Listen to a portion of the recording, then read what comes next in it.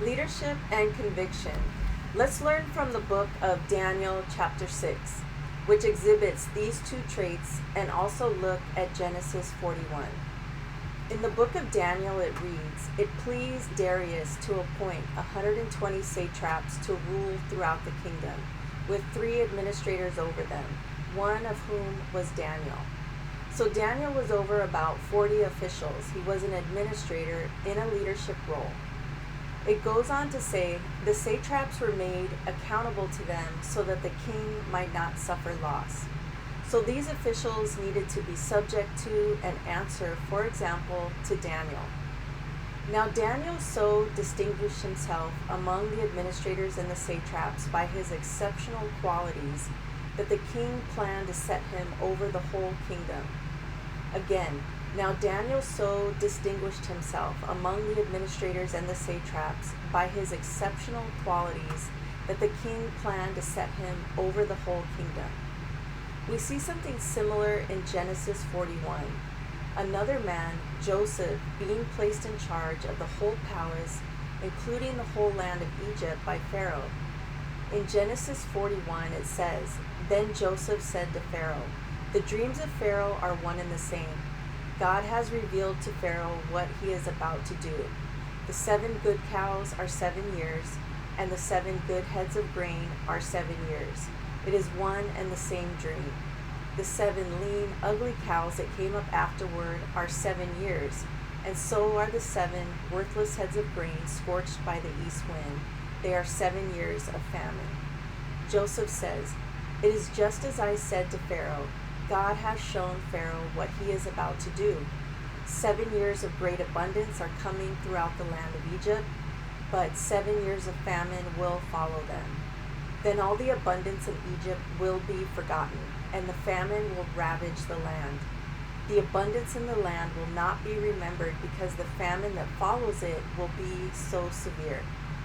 Isn't it interesting how something so good like 7 years of great abundance can be almost completely forgotten or wiped out because of something that follows like a severe famine, which will be so bad that you hardly remember the good time? However, looking at it alternatively, if you are going through difficult times, it makes one think, remember, you will only mildly recall this time when circumstances may then shift and you experience great abundance. It goes on to say, "The reason the dream was given to Pharaoh in 2 forms is that the matter has been firmly decided by God, and God will do it soon." This reinforces how God's decision will stand. Unless there is a change, it will come to pass. And in this case, we are told it will occur soon. It reads, "And now let Pharaoh look for a discerning and wise man and put him in charge of the land of Egypt." See how important discernment and wisdom are? We are told the one you are to put over the land of Egypt is that of one with discernment and wisdom. Discernment, exercising good judgment, having the experience to make decisions likely to bear fruit, recognizing things quickly based on history, awareness. Wisdom, intelligence, understanding, great intellectual capacity. Let Pharaoh appoint commissioners over the land to take 1/5 of the harvest of Egypt during the 7 years of abundance. They should collect all the food of these good years that are coming and store up the grain under the authority of Pharaoh to be kept in the cities for food. It is informed, have a savings, a portion set aside during this good time. So show restraint. This food should be held in reserve for the country to be used during the 7 years of famine that will come upon Egypt so that the country may not be ruined by the famine. The plan seemed good to Pharaoh and to all his officials, so Pharaoh asked them, "Can we find anyone like this man, one in whom is the Spirit of God?" Here is the opportunity. Here is the chance for one to be chosen, selected due to their demonstrated attributes and characteristics. Then Pharaoh said to Joseph, "Since God has made all this known to you, there is no one so discerning and wise as you. You shall be in charge of my palace, and all my people are to submit to your orders. Only with respect to the throne will I be greater than you." Joseph had demonstrated his worth, his value. Another key component is that his contribution was recognized. It has to be acknowledged by the other party and ideally valued. In this case, it was, and Joseph was honored and the one best suited for this position. So Pharaoh said to Joseph, I hereby put you in charge of the whole land of Egypt. Here is the reward. Then Pharaoh took his signet ring from his finger and put it on Joseph's finger. He dressed him in robes of fine linen and put a gold chain around his neck. He had him ride in a chariot as his second in command, and people shouted before him, Make way! Thus he put him in charge of the whole land of Egypt. Then Pharaoh said to Joseph, I am Pharaoh, but without your word, no one will lift hand or foot in all Egypt. So basically, Pharaoh was in charge in name only. However, it was Joseph who would be calling the shots, making the decisions, and having the final say. Pharaoh gave Joseph the name Zaphenath-Paneah and gave him Asenath, daughter of Potiphera, priest of On, to be his wife, and Joseph went throughout the land of Egypt. Joseph was 30 years old when he entered the service of Pharaoh, king of Egypt, and Joseph went out from Pharaoh's presence and traveled throughout Egypt. It is key that when you are given the task, you take up the task. This here does not indicate fear, trepidation, or hesitation. Joseph left Pharaoh's presence at once to begin the job. This further demonstrates this was the right man for the job. During the 7 years of abundance, the land produced plentifully. So just like it was stated previously, this exact phenomenon occurred. It said how God had firmly decided, and so it was. Joseph collected all the food produced in those 7 years of abundance in Egypt and stored it in the cities. In each city, he put the food grown in the fields surrounding it. So Joseph was faithful. He performed the task as requested. This also validates why this man was chosen. Joseph stored up huge quantities of grain like the sand of the sea. It was so much that he stopped keeping records because it was beyond measure. Again, this points to Joseph's discernment. The quantity was so large that he stopped recording. This speaks to his ability to discern, to exercise flexibility, to make decisions on his own. So going back to Daniel, now Daniel 6. Now Daniel so distinguished himself among the administrators and the satraps by his exceptional qualities that the king planned to set him over the whole kingdom. This is how one can be placed over something, given a position of authority. Now Daniel so distinguished himself among the administrators and the satraps by his exceptional qualities that the king planned to set him over the whole kingdom. At this, the administrators and the satraps tried to find grounds for charges against Daniel in his conduct of official affairs. So Daniel became a target. His distinguishing himself, his exceptional qualities. It says, at this, the administrators and the satraps tried to find grounds for charges against Daniel. This can point to insecurity on the part of the administrators and the satraps. They disliked the fact that the king planned to set Daniel over the whole kingdom. At this, the administrators and the satraps tried to find grounds for charges against Daniel in his conduct of the official affairs, but they were unable to do so. They could find no corruption in him because he was trustworthy and neither corrupt nor negligent. Finally, these men said, we will never find any basis for charges against this man Daniel unless it has something to do with the law of his God. They could find nothing. There was nothing. So they had to become creative, innovative, somewhat out of their desperation. They were bent on, determined to find charges against Daniel. Note how they decided to use their time. They could have taken that time to distinguish themselves. They could have worked on, honed, and acquired exceptional qualities, superior attributes of their own. Instead, they chose to invest their time in conjuring up charges against Daniel. So these administrators and satraps went as a group to the king and said, may King Darius live forever. Here comes the flattery. They used that to assist in securing the king's attention. Also, they went as a group, a power move. Would it have even been as moving if an individual had simply gone on his own? This was used to apply pressure. The royal administrators, prefects, satraps, advisors, and governors have all agreed that the king should issue an edict and enforce the decree that anyone who prays to any god or human being during the next 30 days, except to you, your majesty, shall be put into the den. This was a plot, a scheme. In Proverbs 6, it lists the things God disdains. For example, a heart that devises wicked schemes, feet that are quick to rush into evil, a person who stirs up conflict in the community. Yet here they are, doing what they are doing, choosing to do what they are doing. Now, your majesty, issue the decree and put it in writing so that it cannot be altered in accordance with the law of the Medes, which cannot be repealed.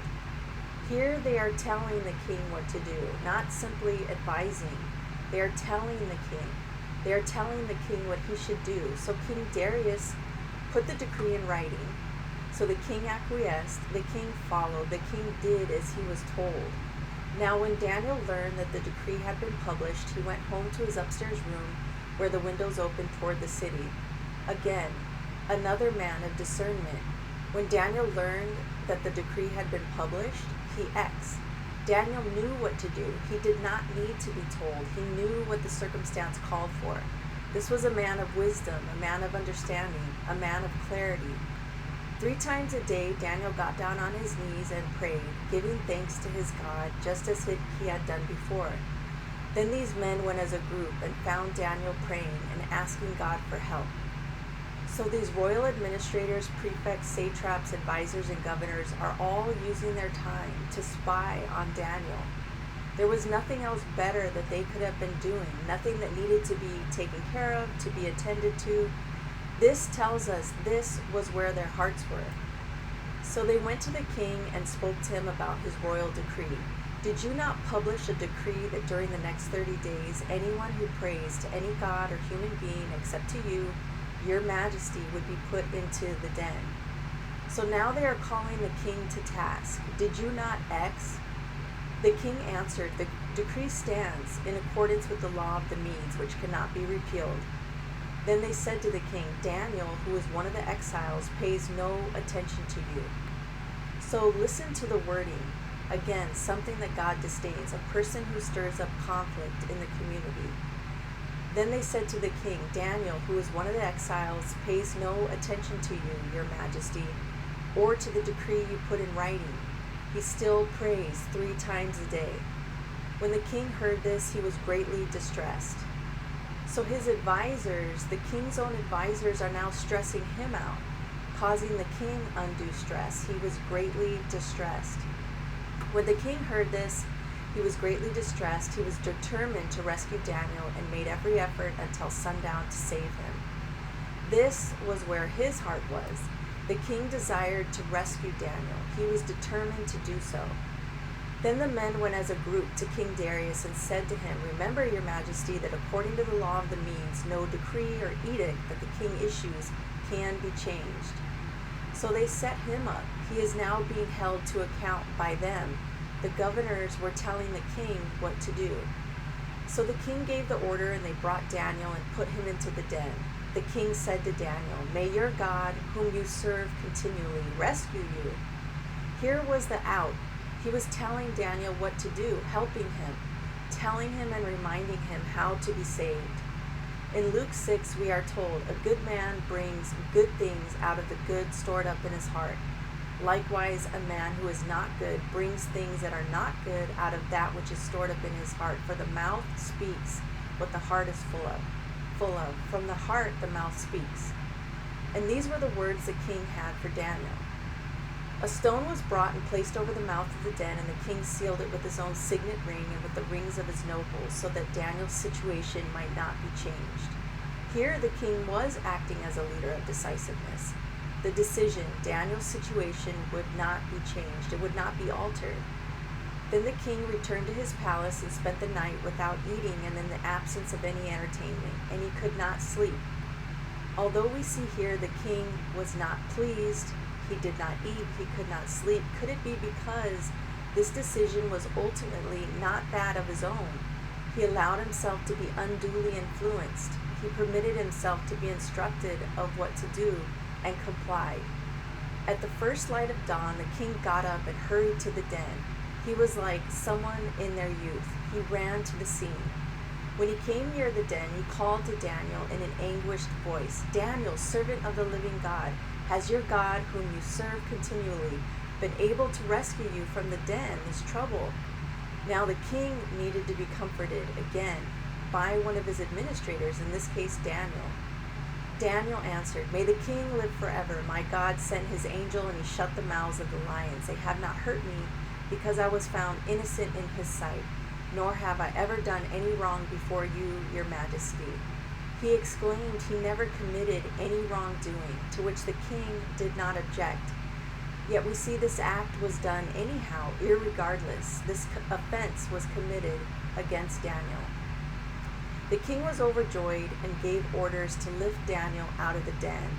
Now he is exercising his authority. It says he gave orders, this time of his own auspices. And when Daniel was lifted from the den, no wound was found on him, because he had trusted in his God.